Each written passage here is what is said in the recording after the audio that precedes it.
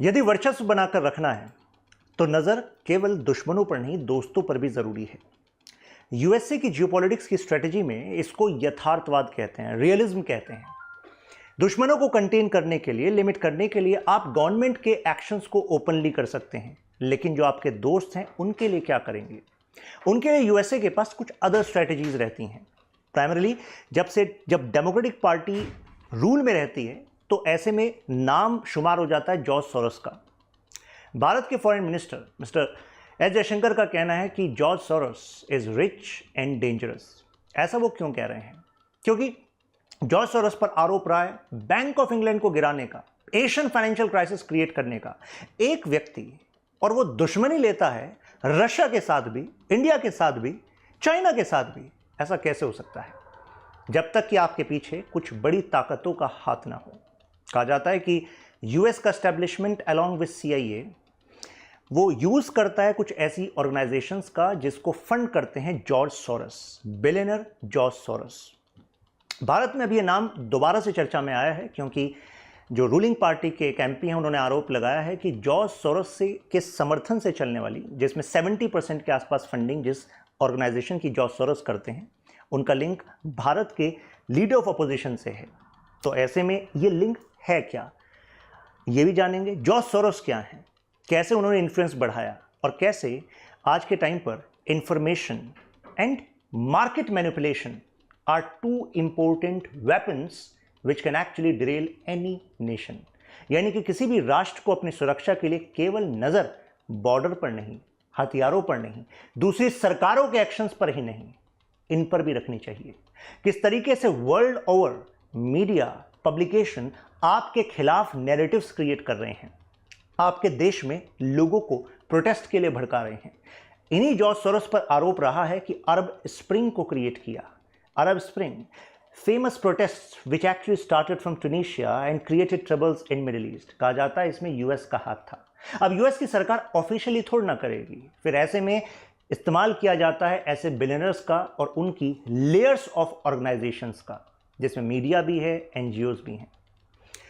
मैंने कहा कि दोस्तों को भी चेक में रखना है, तो दुश्मनों के साथ तो इस स्ट्रेटजी का इस्तेमाल हो ही रहा है, दोस्तों के साथ कैसे? क्योंकि वहां पर ओपनली आप एक्ट नहीं कर सकते, you have to act good. अरे यूएसए तो यूरोपियन यूनियन का साथी है, अरे आपकी सुरक्षा की जिम्मेदारी नेटो की है, नेटो में सबसे बड़े फंडिंग हम ही करते हैं। लेकिन यूरोपियन यूनियन में आज जो आप सोसाइटी में इलीगल इमिग्रेंट्स के कारण आप क्राइसिस देख रहे हैं, उसको बढ़ाने में भी कहा जाता है जॉर्ज सोरोस का हाथ है। हंगरी के पूर्व प्राइम मिनिस्टर ने तो एक कानून भी लाया था इमिग्रेशन के खिलाफ और उसको कहा था सोरोस लॉ। तो यानी कि एक इंसान इतने सारे देशों में इनफेमस कैसे है, जानना तो पड़ेगा। सोरोस की ये फाउंडेशन है ओपन सोसाइटी फाउंडेशन। इसमें भी इंटरेस्टिंग एंगल है। पॉलिटिकल साइंस इंटरनेशनल रिलेशंस में हम एक स्कॉलर को पढ़ते हैं, कार्ल पॉपर। तो जब जॉर्ज सोरोस लंदन में थे तो वहां पर इन्होंने कार्ल पॉपर की फिलॉसफी पढ़ी और इतने इन्फ्लुएंस हो गए क्योंकि कार्ल पॉपर की एक फेमस बुक है enemies of open society.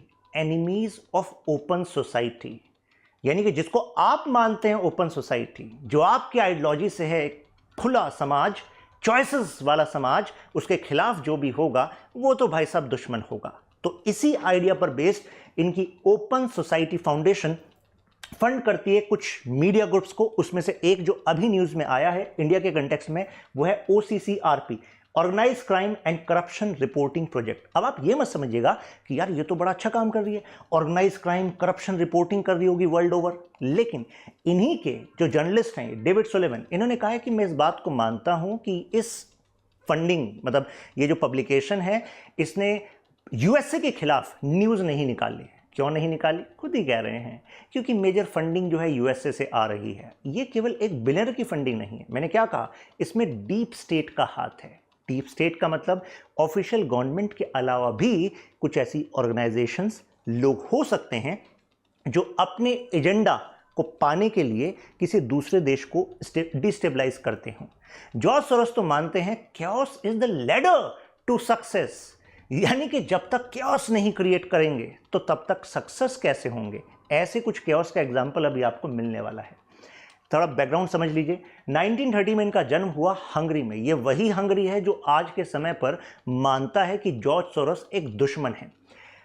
Actually he was born in a Jew family, लेकिन इन्होंने अपना सरनेम चेंज किया, सोरोस किया। कारण क्योंकि 1939 और 45 में जो वर्ल्ड वॉर 2 हुआ तो वो तो इन्होंने देखा ही। उस समय पर ज्यूस के खिलाफ तो यातनाएं चल रही थी, तो उससे बचने के लिए, जिससे आइडेंटिफाई ना हो ज्यूस, तो इस वजह से इन्होंने ऐसा किया। फिर आप में से कुछ लोग सोचेंगे अच्छा तो यानी कि इजराइल के तो ये फ्रेंड होंगे, लेकिन as you are going to search about some Israeli media reports, so you are going to find कि वो भी इनको ज्यूज का दुश्मन मानते हैं। उनका अलग आरोप है, उनका कहना है कि जो एंटी सेमाइट यानी कि बेसिकली ज्यूज के खिलाफ भी कुछ मतलब ताकतें हैं, कुछ ग्रुप्स हैं, उनको भी इन्होंने फंड किया। अब आप सोचेंगे ऐसा क्यों किया? क्योंकि money and influence is bigger than identity for some people, identity of being Jew। कहा जाता है कि जो इनका एक्सपीरियंस रहा है बचपन का एज सर्वाइवर, उन्होंने इनको शेप किया। फाइनली इन्होंने एफर्ट किया और लंदन स्कूल ऑफ इकोनॉमिक्स में गए। उस समय पर लंदन स्कूल ऑफ इकोनॉमिक्स में सोशलिस्ट आइडियोलॉजी बड़ी फेमस थी, प्रोटेस्ट का एक माहौल था, और इसी वजह से कहा जाता है कि रिपब्लिकन वर्सेस डेमोक्रेट पार्टी में इनके ज़्यादा जो डीप कनेक्शंस हैं वो डेमोक्रेट्स के साथ रहे हैं, जैसे कि इनका क्लोज कनेक्शन विद बाइडेन। अभी कुछ टाइम पहले मैंने एक वीडियो बनाई थी, उसमें इस कनेक्शन को बताया था कि कैसे जॉर्ज सोरोस ने, जो इस समय सेनेट के जो मेजॉरिटी लीडर हैं, उनकी जो कैंपेन थी उसको मेजरली फंड किया था। कैसे उसी मेजॉरिटी लीडर ने उस अटॉर्नी को अपॉइंट किया था जिन्होंने भारत की एक मल्टीनेशनल कंपनी जो अपने आप को एक्सपेंड कर रही है उसके खिलाफ आरोप लगाए थे। तो ये भी एक कनेक्शन है वर्थ एक्सप्लोरिंग। हमारे लिए तो मुद्दा यह है कि कैसे डीप स्टेट, कैसे information market manipulation can be a security threat for India, that is concept of hybrid security. देखिए, जब वो लंदन स्कूल ऑफ इकोनॉमिक्स में थे तो उनको एक बात समझ में आ गई कि दुनिया के लिए पैसा मैटर करता है, और एक बार आपके पास पैसे की ताकत आई तो कोई ये नहीं पूछेगा कि कैसे आई, हाउ, इसको कोई नहीं देखेगा। ऐसा इन्होंने क्यों ऑब्जर्व किया? क्योंकि इन्होंने देखा कि लंदन, अरे इंग्लैंड, इन्होंने तो खुद दुनिया भर में अपने कॉलोनाइजेशन को एक्सपेंड किया, दुनिया भर में एक्सप्लॉइट किया लोगों को, और इसके बलबूते इन्होंने पैसा कमाया। क्या दुनिया आज तक इनका कुछ कर पाई कि भाई तुमने गलत तरीके से पैसा कमाया? नहीं। तो इस वजह से इन्होंने ये भी अपने इंटरव्यू में कहते हैं, George Soros, what matters to me is to earn money, social political implication मैं नहीं देखता। तो that is what he was saying in his younger age interview which is available on YouTube. Now Karl Popper, जिनसे ये influence थे, जिनके बारे में मैंने बताया, जो ओपन सोसाइटी के एनिमी मानते थे। इसी वजह से कहा जाता है कि आज अगर किसी देश में एक लीडर बहुत ज़्यादा पॉपुलर होता है तो इनका मानना है कि अच्छा ये तो डिक्टेटरशिप कर सकता है, अच्छा ये तो यूएस के इंटरेस्ट के खिलाफ भी काम कर सकता है, क्योंकि डिक्टेटोरियल ट्रेंड आ रहे हैं। यूएस का जो हेजमनी है, जो वर्चस्व है, वो केवल इकोनॉमिक माइट से नहीं है, वो एक आइडियोलॉजिकल पावर से भी है। आइडियोलॉजी जिसका मतलब समझ लीजिए कि लिबरल आइडियोलॉजी, जो कहती है कि वर्ल्ड ओवर जब लिबरल डेमोक्रेटिक पॉलिटिक्स बढ़ेगी, यानी कि यूएस जैसे लोकतंत्र दुनिया भर में स्थापित होंगे, तभी दुनिया तरक्की कर सकती है। इसको हम पॉलिटिकल साइंस में एक और नाम से जानते हैं, इसका इंटरलिंकेज, कि देखो अगर आपको गरीबी से बाहर निकलना है ना, तो यूएस की स्ट्रेटेजी को अपनाइए, पॉलिटिकल मॉडर्नाइजेशन करिए, आसान भाषा में अपनी इकोनॉमी को यूएस के साथ लिंक करिए। जो इंस्टीट्यूशंस हैं, आईएमएफ, वर्ल्ड बैंक, जिनका हेडक्वार्टर यूएसए में ही है, उनकी शर्तों को मानिए। यही आपकी तरक्की का रास्ता है। लेकिन इस तरक्की के रास्ते में पावर ज़्यादा किसको मिलती है? यूएसए को मिलती है। इन्होंने फॉरेन करेंसी के ट्रेड में एंट्री ली और जाना कि यार फॉरेन करेंसी ट्रेड, यूएस में रहेंगे और यूएस से इन्वेस्टर्स का पैसा यूरोप में लगवाएंगे। अब इस ट्रेड से इन्होंने बम्पर पैसा कमाया। देखिए, एक जो मैंने शुरुआत में कहा था, man who broke bank of England को ब्रोक कर दिया था। मतलब इंग्लैंड में फाइनेंशियल क्राइसिस आ गए थे कुछ टाइम के लिए, और आज तक इनको दोषी माना जाता है। अब आप कहेंगे हुआ क्या था? एक रात में $1.5 बिलियन कमा लिए। एक्चुअली इन्होंने ऑब्जर्व किया कि यार जो ब्रिटिश इकोनॉमी है वो कुछ वीक चल रही है, तो अगर इसको एक पुश दे दूं तो ये तो हो जाएगी कोलैप्स और मैं कमा लूंगा पैसा। एग्जाम्पल, कहा जाता है कि इन्होंने 10 बिलियन पाउंड के आसपास, जो क्योंकि ये एक फंड मैनेज कर रहे थे, कितने सारे इन्वेस्टर्स इनके फंड में इन्वेस्ट करते थे, क्वांटम फंड नाम से ये इन्वेस्टमेंट फंड था, तो अब इन्होंने उससे पाउंड्स को खरीद लिया। मैंने कहा था ना, फॉरेन करेंसी का ट्रेड करते थे। अब जरा गेम समझिएगा, बहुत ही आसानी से बताता हूं। अगर आपने कभी फॉरेन करेंसी ट्रेड के बारे में सुना भी नहीं होगा, बिल्कुल समझ में आ जाएगा। तो अगर 10 बिलियन पाउंड खरीद लिए तो मार्केट में भाई डिमांड बनी, चलो भाई अच्छा है। लेकिन इनका इन्फ्लुएंस इतना बड़ा था इस फॉरेन करेंसी ट्रेड की मार्केट में कि इन्होंने, जो अदर बैंक्स थे, उन्होंने कहा अरे सर आप अगर लोन चाहेंगे तो हम भी आपको लोन देंगे। इन्होंने वहाँ से भी लोन लिया और उसके थ्रू ये इन्वेस्टर्स के पैसों से, बैंक के लोन से ये पाउंड खरीद लिए। अब इनके इन्फ्लुएंस में फिर काफ़ी लोग नज़र रखने लग गए कि भाई ये क्या कर रहे हैं। फिर उन्होंने यूरोपियन मार्केट में ही इन पाउंड्स को डंप करना स्टार्ट कर दिया। भाई ब्रिटेन की करेंसी है पाउंड, लेकिन यूरोप में तो अलग देश भी हैं, तो ट्रेड एक्सचेंज में अगर पाउंड का जिसको इस्तेमाल करना है, इन्होंने उसको डंप करना स्टार्ट कर दिया। ऐसी कितने अदर जो इन्वेस्टमेंट बैंक्स थे जिन्होंने पाउंड करेंसी, फॉरेन करेंसी में ट्रेड करे थे, उन्होंने भी डंप करना स्टार्ट कर दिया। तो अगर इतना पाउंड मार्केट में सप्लाई होगा इमीडिएटली, तो मुझे बताइए पाउंड का जो भाव है वो बढ़ेगा कि घटेगा? अरे भाई साहब डिक्रीज हो जाएगा। 15% डिक्रीज हो गया था उस टाइम पर पाउंड का रेट, और फिर उन्होंने क्या करा, 15% कम भाव पर उस पाउंड को खरीदा। जिससे लोन लिया था उनको लोन चुकाया, लेकिन इस चक्कर में जो ये डिक्लाइन वाला ट्रेंड आया था पाउंड की करेंसी में, इससे वहां पर एक इकोनॉमिक क्राइसिस आया और इससे इन्होंने अपना क्याओस से अपना पैसा कमाया। ये तो इन्होंने इनके साथ किया। एक्चुअली इन्होंने जो पाउंड डंप किया था वो अगेंस्ट जर्मन मार्क किया था, जिसको हम ड्यूश मार्क भी कहते हैं, जर्मन करेंसी। तो इसी वजह से कहा गया the man who broke the bank of England. मजबूरी में बैंक ऑफ इंग्लैंड को ही पाउंड को खरीदना पड़ा कि भाई चलो अपनी करेंसी को स्टेबलाइज कर देते हैं। ऐसा इन्होंने थाईलैंड के लिए साथ किया। मतलब यहां तो क्लियर कट, जिसको मैं कहता हूं ना कि इंटरनेशनल पॉलिटिक्स में रियलिज्म का इस्तेमाल, यथार्थवाद का इस्तेमाल, वो कहता है कि strong shell do what they can. जिसके पास ताकत है ना, वो हर वो काम करेगा जो वो कर सकता है, क्योंकि उसको पता है कि उसके खिलाफ एक्शन लेने वाले कम हैं, क्योंकि वो लूपहोल्स को आइडेंटिफाई कर पाता है। थाईलैंड के साथ इन्होंने ऐसा ही किया। देखा कि यार थाईलैंड, तुम्हारी खुद की मैन्युफैक्चरिंग कैपेसिटी है कम, तो तुम्हें बड़ी मात्रा में इंपोर्ट करना पड़ता है। अगर इंपोर्ट करोगे तो आपको फॉरेन करेंसी में चेंज करना पड़ेगा। इन्होंने ऐसे ही मतलब जो बाहट है, जो वहाँ की करेंसी है, उसको भी डंप कर दिया इंटरनेशनल मार्केट में, आसपास की मार्केट में, और इसकी वजह से उसके भी भाव गिर गए। अब आप थोड़ा इंडिया से रिलेट करके सोचो, अगर हमारी करेंसी रुपये का भाव गिरता है, गिरने का मतलब क्या है भाई, अगर 80 रुपये इकट्ठे करके आप $1 लेते हो और उसकी जगह आपको 100 रुपये इकट्ठे करके $1 लेना पड़े, तो यानी कि रुपया कमजोर हुआ कि नहीं हुआ।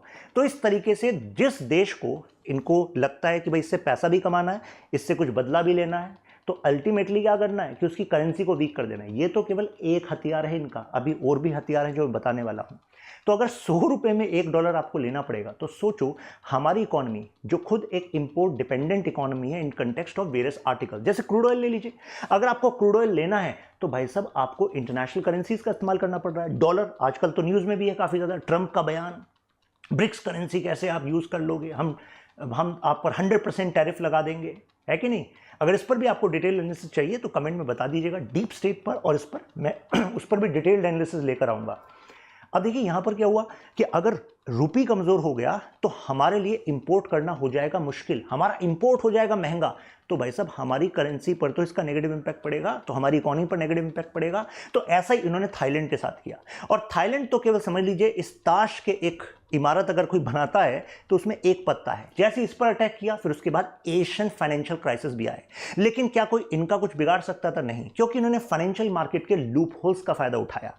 राइट, अगर इन देशों में फाइनेंशियल क्राइसिस आएगा तो ये भागे भागे कहाँ जाएंगे? आईएमएफ बचा लीजिए हमें, आईएमएफ बचा लीजिए हमें। आईएमएफ क्या कहेगा? अच्छा आइए बैठिए बैठिए, चलिए अब जो है तुम हमारे हिसाब से जरा अपनी इंडस्ट्रियल पॉलिसी बना लो। अब ऐसी इंडस्ट्रियल पॉलिसी बनवाएगा आईएमएफ जिसका ज्यादा फायदा किसको होगा? यूएस को होगा। तो यूएस नेगोशिएटिंग पावर भी अपनी रखेगा ज्यादा, और यूएस की कंपनी ज्यादा पैसा भी कमाएंगी। इसको कहते हैं back channel game of international politics. ये काम इन्होंने किया है। फिर उन्होंने कहा कि जो हमारी जो ये ओपन सोसाइटी फाउंडेशन है ना, ये एक्चुअली प्रो डेमोक्रेसी एक्टिविज्म करती है। प्रो डेमोक्रेसी एक्टिविज्म होता क्या है? जहां जहां आपको लगता है कि यार लोकतंत्र ठीक नहीं चल रहा, तो आप उसके सुधार करने के लिए आ जाते हैं। लेकिन है क्या? आपका वेस्टेड इंटरेस्ट है। देखिए, जिसको इनको लगता है कि इसका राइज हो रहा है, तो उनको लगता है यार जो डिक्टेटर है, और उसको हटाने के लिए खड़े हो जाते हैं। सिंगल लीडर अगर कहीं पर बढ़ता है तो इनको लगता है कि कहीं ना कहीं ये यूएस की हेजेमनी को चैलेंज करेंगे। अब आप कहेंगे अगर इंडिया में या चाइना में या फिर से नॉर्थ कोरिया में या फिर रशिया में अगर सिंगल लीडर पावरफुल बन रहा है, अगर मीडिया नैरेटिव की बात करें, वैसे तो India is a vibrant democracy, इतनी बड़ी डेमोक्रेसी है कि वो किसी भी तरीके से रिजल्ट को फ्लक्चुएट कर सकती है। You can not compare India with north Korea, you can not compare India with से रशिया, डिफरेंट है। लेकिन ये ऐसा नहीं मानते, इनको लगता है अच्छा ये तो सारे देश एक हो जाएंगे, ये तो फिर कहेंगे इनका पॉलिटिकल मॉडल बेस्ट है, कुछ ऐसा ये कर सकते हैं। तो फाइनली इनको बिग थ्रेट लगता है। एक एग्जाम्पल ले लीजिए, कुछ ऐसे जो ये इनकी OCCR है इसका इस्तेमाल करके ये जानबूझ के कुछ रिपोर्ट्स बनवाते हैं, लीक डिक्लेयर करते हैं और फिर जो डिक्टेटर जिनको बोलते हैं उनके खिलाफ एलिगेशंस लाते हैं। जैसे कि पनामा पेपर लीक में इन्होंने एलिज किया कि ये पुतिन के इनर सर्कल के लोग हैं जो इसके थ्रू पैसा फनल कर रहे हैं अपना। इनको लगता है कि अल्टीमेटली हम कह सकते हैं ये एजेंट ऑफ डिसरप्शन है, कैओस क्रिएट करते हैं for the interest of USA. जैसे ईयू में मैंने बताया माइग्रेशन का क्राइसिस उन्होंने क्रिएट करा दिया। कारण अब अगर प्रोटेस्ट अरब में बढ़ेंगे और वहां की सरकार फिर इन प्रोटेस्टर्स पर अटैक करेगी तो बचते बचाते कहां जाएंगे, यूरोप में जाएंगे। और उधर यूएसए कहेगा अरे देखो यूरोप इतने सारे लोग आपके यहाँ आ रहे हैं और आप तो देखो ह्यूमैनिटेरियन ग्राउंड पर एक बेस्ट एग्जाम्पल सेट करो, इन रिफ्यूजीज को एक्सेप्ट करो और फिर इनकी सोसाइटी में वीकनेस आएगी और वीकनेस आएगी, रेडिकलिज्म अगर बढ़ेगा तो फिर कौन इनको याद आएगा, यूएसए याद आएगा। तो यानी कि अगर अपना रिलेवेंस बनाकर रखना है तो दूसरों को, चाहे आपके दोस्त भी हैं, ये यूएसए कर रहा है, उनके अंदर भी कमजोरियां पैदा करने के कुछ ना कुछ एक्शन करते रहो। अरब स्प्रिंग जिसका मैंने आपको भी एग्जांपल दिया, even Turkish president Erdogan, Recep Erdogan ये भी कह रहे हैं कि भाई ये ज्यू हैं, मतलब जॉर्ज सोरोस को बोल रहे हैं जो हंगरी में पैदा हुए, अल्टीमेटली ये रीजन है कुछ ऐसे प्रोटेस्ट का जो टर्की में हुआ है। कारण कुछ याद आ रहा है आपको, Turkey is one such NATO member जो यूएस के हिसाब से चल नहीं रहा था। तो अगर आप गवर्नमेंट के हिसाब से नहीं चल सकते तो आपकी सरकार को हिला देंगे, कैसे, प्रोटेस्ट करा देंगे। तो ऐसी कुछ जैसे इसको कहा गया गेजी इंसिडेंट, तो यहां पर एर्डोगन कह रहे हैं कि भाई मैं इनके हिसाब से नहीं चल रहा तो ये मेरे देश में प्रोटेस्ट क्रिएट कर रहे हैं। कैसे, इन बैक चैनल स्ट्रेटजीज से। जॉर्ज सोरोस का नेटवर्क ऑफ एनजीओज है और ये एनजीओज कुछ लेयर ऑफ फंडिंग्स रखती हैं, मतलब मल्टीपल और जो ऑर्गेनाइजेशंस हैं वो फंड करती हैं इन एनजीओज को जिससे कि सीधे आप कनेक्ट ना कर सकें जॉर्ज सोरोस तक। जैसे कि सीआईए को अपना कुछ काम कराना है या यूएसए को अपना कुछ काम करना है, यूएसए के एस्टेब्लिशमेंट को, तो वो इसका इस्तेमाल करते हैं इन एनजीओज के नेटवर्क का to create protest and do regime change. अब सोरोस इंडिया पर कैसे नजर गड़ाकर बैठे हैं, तो जरा एक क्रोनोलॉजी समझिए। 2014 में एक सरकार बनती है, वो कहती है रिवाइवल हो रहा है, कुछ बड़ा चेंज होने वाला है। वो अपनी फॉरेन पॉलिसी में मस्कुलैरिटी शो करती है, मस्कुलैरिटी। वो इंडिया के लिए सुपरलेटिव डिग्री वर्ड्स का इस्तेमाल करती है, जैसे doctor Jaishankar saying superlative degree words that India is going to get into developed nation status, India is going to not going to tolerate foreign countries, or you can say whoever powerful country you think you are, you cannot decide what India's priority should be। तो ऐसे में उनको लगता है कि अच्छा तो control में लाना पड़ेगा। 2014 के एक साल बाद ही 2015 में भारत में जॉर्ज सोरोस का एक जो ऑफशूट है इनके एनजीओज का, ये ओपन होता है, INET, institute for new economic thinking. India में ये बेस बनाते हैं, मास हायरिंग करते हैं और इनके जो प्रेसिडेंट बनाए जाते हैं रॉबर्ट जॉनसन, ये कहते हैं कि हमारा स्ट्रॉन्ग डिजायर है कि इंडिया में न्यू इकोनॉमिक थिंकिंग पर हम काम करें। लेकिन ये था क्या, अभी मैं आगे बढ़ता हूं, बताऊंगा आपको। आप मेरे साथ यहां पर कनेक्ट कर सकते हैं, इंस्टाग्राम, टेलीग्राम, ट्विटर पर शशांक त्यागी फॉर यू, सारे अपडेट्स यहां पर आते रहते हैं और पीडीएफ आपको टेलीग्राम ग्रुप में ही मिल जाएगी। आप में से जो लोग यूपीएससी सिविल सर्विस एग्जाम की तैयारी प्लान कर रहे हैं तो you can take help of study IQs courses like P2I, prelims to interview का एक कोर्स। मतलब एक बार इस कोर्स को आपने एनरोल कर लिया तो you just have to bring your commitment. इसके बाद मटेरियल 18+ बुक्स आपके घर भेजी जाएंगी स्टार्ट में ही, स्ट्रक्चर्ड वे में आपका कॉम्प्रिहेंसिवली कोर्स कंप्लीट। सबसे बड़ा टेंशन ये होता है बच्चों को, पर्सनल मेंटोर आपके साथ अटैच किया जाएगा, लाइव में हम फैकल्टीज तो आपके साथ हैं ही, plus personal mentor, call WhatsApp पर कभी भी कनेक्ट कर सकते हैं। एक डाउट को ढूंढने में इतना सारा टाइम वेस्ट करते हैं, ज़रूरत नहीं है, आप डायरेक्टली अपने मेंटोर से बात कर सकते हैं। जैसे ही प्रीलिम्स क्लियर करेंगे, मतलब सक्सेस इन प्रीलिम्स प्रोग्राम इसमें अलग से है, अलग से कोई क्रैश कोर्स नहीं ज्वाइन करना। जैसे ही प्रीलिम्स क्लियर करेंगे तो mains residential program study IQ देता है फ्री ऑफ कॉस्ट। आप दिल्ली आते हैं, आपका फूडिंग, लॉजिंग, खाना पीना सब स्टडी IQ की तरफ से, आपको केवल रिजल्ट पे फोकस करना है। 3 महीने आपका ऑफलाइन प्रोग्राम इसी में है, कुछ आपको खर्च नहीं करना, बस बैग लेकर आना है और पढ़ाई करनी है। फिर आप इंटरव्यू गाइडेंस प्रोग्राम में आते हैं जिसमें फॉर्मर ब्यूरोक्रेट्स, करंट ब्यूरोक्रेट्स वो आपको हेल्प करते हैं, और then merit list. So this is the most comprehensive program for study IQ, और यू कैन से ऐसा आपको कहीं और नहीं देखा होगा कि हर एक स्टेप पर स्टडी IQ आपके साथ है। जो निटिग्रिटीज होती हैं कन्फ्यूजन की वो भी दूर हो जाती हैं। त्यागी लाइव कोड यूज करके यू कैन ज्वाइन। मैं पर्सनली एक कंप्लीट कोर्स अलग से पढ़ाता हूं, वो है PSR optional, political science international relations. You can join this course और त्यागी लाइव कोड यूज करके, और आपको बेसिक से लेकर डेप्थ तक सब कुछ क्लियर हो जाएगा। टेस्ट सीरीज भी इसी में है। Now coming back to our topic, $1 billion ये दावोस में जाते हैं। दावोस याद है आपको, वर्ल्ड इकोनॉमिक फोरम की मीटिंग, और कहते हैं मैं $1 बिलियन इस एनजीओ नेटवर्क को दूंगा। क्यों? कह रहे हैं कि कुछ देशों में ना नेशनलिज्म बहुत तेजी से बढ़ रहा है और ये ठीक नहीं है। अच्छा, मतलब यूएसए में नेशनलिज्म है तो ठीक है, लेकिन अगर इंडिया में नेशनलिज्म बढ़ रहा है तो वो गलत है। क्या बात है। उसी समय पर जरा टाइमिंग देखिए, 2020 की बात है, और वहीं पर इसी समय पर एंटी-सीएए प्रोटेस्ट चल रहे थे। तो ये भी लिंक एलिज किया जाता है कि कुछ लिंक हो सकता है। साथ में हिंडनबर्ग, कुछ याद आ रहा है, हिंडनबर्ग में भी कहा जाता है कि जॉर्ज सोरोस का मेजर फंडिंग है, और ये वो इनका जो ग्रुप है OCCRP, इसने ये इस रिपोर्ट को पब्लिश करके सर्कुलेट कराया था। तो ये भी लिंक बताए जा रहे हैं। 2016 में अगर आपको याद हो, क्योंकि अब आपके दिमाग में ख्याल आएगा कि यार अगर ऐसे लिंक्स काम कर रहे हैं, देश विरोधी गतिविधियों में शामिल हैं, तो भारत सरकार कर क्या रही है, कुछ तो करो। तो ऐसे में 2016 में भारत सरकार ने 6677 मतलब 6000 से ज़्यादा एनजीओज को FCRA का जो उनका रूल है, मतलब फॉरेन कंट्रीब्यूशन रेगुलेशन एक्ट, यानी कि जब आप फॉरेन से फंडिंग लेते हैं ना तो उसके लिए एक सर्टिफिकेट लेना पड़ता है, तो सर्टिफिकेट को कैंसिल कर दिया कि भाई अब तुम्हारी ये फॉरेन फंडिंग नहीं चलेगी, क्योंकि पता लगा है कि आप देश विरोधी गतिविधियों में शामिल हैं। तो ये भारत सरकार ने करा। लेकिन जॉर्ज सोरोस की जो फाउंडेशन है उसने और नए तरीके ढूंढ लिए हैं इन एनजीओज को फंड करने के। आप कहेंगे कैसे? अरे भाई, एनजीओज को डायरेक्ट फंड कर रहे थे सर्टिफिकेट के बेसिस पे, इस लॉ के बेसिस पे, चलो भाई आपने उसको हटा दिया। लेकिन कुछ ऐसे भी तो ग्रुप्स हैं जो ट्रेड करते हैं, और ट्रेड के नाम पर आपसे हम कुछ खरीदेंगे, आपसे हम 500 रुपये का सामान खरीदेंगे, लेकिन आपको पे 10,000 करेंगे। कारण? अरे पैसा मायने नहीं रखता ना, आप मायने रखते हैं। आप नहीं मायने रखते हैं, आपसे कुछ कराना है वो मायने रखता है। तो invoicing is a strategy by which funneling for these offshore groups are done, ऐसे आरोप लगाए जाते हैं। तो जो ओपन सोसाइटी फाउंडेशन है अभी, तो अल्टीमेटली ये गवर्नमेंट के क्रिटिसिज्म के लिए इंडिया प्लस अदर एरियाज में भी कहा जाता है कुछ नेटवर्क्स को फंडिंग देती है।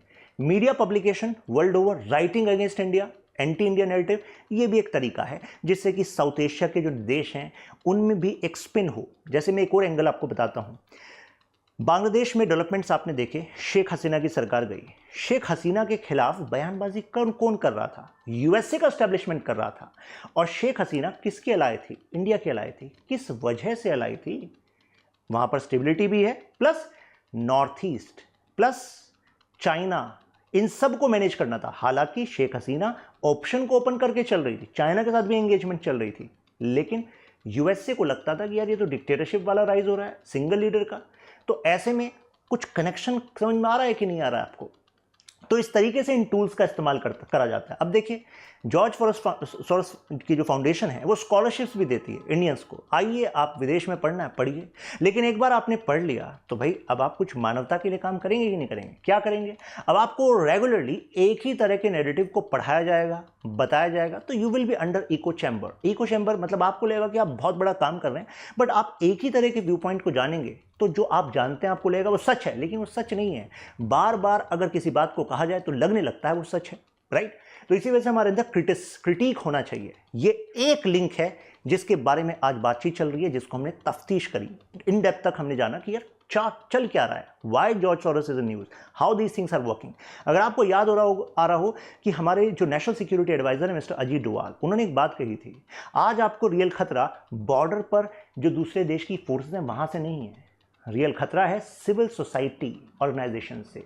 सिविल सोसाइटी ऑर्गेनाइजेशन में एजुकेशन इंस्टीट्यूशंस भी आते हैं, थिंक टैंक्स भी आते हैं, मीडिया ग्रुप्स भी आते हैं, कुछ अदर जो एनजीओज हैं, प्लस एसोसिएशंस हैं, ऑर्गेनाइजेशंस हैं, वो भी आती हैं। और उनको जो पैसा मिलता है वो कहाँ से आता है? वहाँ से आता है जिनको फ़ायदा है आपके देश में क्योस क्रिएट करके अपना मतलब साबित करने में। तो इंडिया को क्या करना चाहिए? देखिए, अगर सवाल उठता है भारत के लोकतंत्र पर, तो हर एक देश अपनी जर्नी में कहीं ना कहीं तो है। तो डेमोक्रेसी की स्पिरिट को हमें बार बार पॉलिश करते रहना चाहिए। और कैसे होगी पॉलिश? जब हम सब के अंदर एक सेंस ऑफ क्रिटिक होगा। मतलब हम किसी बात को ऐसे नहीं मान लेंगे, हम सोचेंगे समझेंगे, अच्छा ये अंडरलाइंग लेयर कैसे काम कर रही है, राइट? एक प्रोफेसर मैकलीश हुए हैं, उनका डेमोक्रेसी पर कहना है कि democracy is not just about voting और electing government, democracy is every day work. यानी कि लोकतंत्र का मतलब है कि हम सब, आप और मैं, घर से जब बाहर निकलते हैं तो हमारा क्या बिहेवियर है हमारे फेलो इंडियंस के लिए, क्या बिहेवियर है towards our commitment for our nation, ये शो करता है कि इंडिया की डेमोक्रेसी कितनी सक्सेसफुल होगी। यानी कि जब बाहर निकलें तो प्रोफेसर मैकलीश कहते हैं अगर आप दूसरे के साथ अनइक्वल ट्रीटमेंट कर रहे हैं, दूसरे की फ्रीडम को छीनना चाह रहे हैं, दूसरे को दबाना चाह रहे हैं, तो किस बात की डेमोक्रेसी? समझ लो कि देश को अंदर से कमजोर कर रहे हो। तो जब तक देश एक नहीं होगा, एक दूसरे का साथ नहीं होगा, स्ट्रांग कैसे बनेगा देश? तो this is the idea of democracy which we need to working upon. बाकी इंडिया और इंडिया की जो इंटेलिजेंस एजेंसीज हैं, they are also watchful of this, and that is why जो भी अभी नोन ऑर्गेनाइजेशन है जॉर्ज सोरोस की, अगर वो फंड करती हैं तो ऐसे में उसको हाईलाइट करती है इंडियन गवर्नमेंट, और अगर हमें पता लगता है कि ठीक है कुछ गड़बड़ नहीं है, तभी हम उसको अप्रूव करते हैं। मुझे लगता है कि अगर आपको क्लैरिटी मिल गई होगी, इसमें क्लैरिटी मिल गई है, जस्ट मेंशन वाह इन कमेंट्स, और आपका जो ओपिनियन है वो भी आप शेयर कर सकते हैं। इस वीडियो को आप फ्रेंड्स एंड फैमिली के साथ भी शेयर कर सकते हैं। यहां पर आप मेरे साथ कनेक्ट कर सकते हैं directly. Information and financial manipulations are strategic tools under hybrid security challenge for a nation. क्या जबरदस्त क्वेश्चन है। कमेंट। तो इस वीडियो में जो हमने डिस्कशन किया उसके पॉइंट्स को आपको इस आंसर में यूज करना है। मैं इस पीडीएफ को शेयर कर दूंगा इस टेलीग्राम ग्रुप में, वहां से आप डायरेक्टली कनेक्ट कर सकते हैं, ले सकते हैं। अब मैं लास्ट में आपको बता दूं प्रोसेस क्या है अगर आप अपनी यूपीएससी की जर्नी पर आगे बढ़ना चाह रहे हैं। तो study.iq.com पर जाकर आपको यहां पर मिल जाएगा यूपीएससी ऑप्शनल लाइव, क्योंकि optional is like 28.5% of the mains total marks. इसी वजह से कितने सारे टॉपर्स ऑप्शनल पर शुरुआत से फोकस करके चलते हैं, जिससे कि वहां पर उसको कंप्लीट करके उसका ओवरलैप जो जीएस में हो रहा है, अगर आप ह्यूमैनिटीज ऑप्शनल ले रहे हैं जैसे कि पीएसआर उसमें से एक है, तो एडवांटेज आपको मिल जाए। तो पॉलिटिकल साइंस इंटरनेशनल रिलेशन जो मैं पढ़ाता हूँ, आप फर्स्ट पे आप टॉप पे आपको यही मिलेगा। आप जाएंगे यहाँ पर ज्वाइन करते समय you can directly use code TYAGILIV। Study IQ पर किसी भी कोर्स को आप ज्वाइन करते हैं तो इस कोड से आपको एडिशनल डिस्काउंट मिल जाता है ऐसे। और इसमें आपकी पूरी क्लासेस हैं, लाइव क्लासेस, रिकॉर्डेड नोट्स और आपके टेस्ट सीरीज, कुछ अलग से ज्वाइन नहीं करना। P2I फाउंडेशन यहाँ पर आपको मिल जाएगा डायरेक्टली। ये दिसंबर बैच है, लेटेस्ट बैच जो 7 तारीख को स्टार्ट हो रहा है, यानी कि कल स्टार्ट हो रहा है 6 PM ओरिएंटेशन सेशन है। तो आज लास्ट डेट है, कल क्योंकि बैच स्टार्ट हो रहा है, डायरेक्टली आप इस पर टैप करके यहाँ पर ज्वाइन कर सकते हैं। अभी ये फीस ये शो हो रही है, लेकिन आप ये कोड यूज़ कर लीजिएगा। कई लोग डायरेक्टली मतलब विदाउट कोड भी ज्वाइन कर लेते हैं, but you can save extra money ना, 28,999, एंड वैसे ये फीस डायरेक्टली आप करते हैं तो ये शो होती है। ठीक है, you can share this discount code with your friends as well who want to start their preparation. फिर मिलते हैं हम, ख्याल रखिए अपना, जय हिंद।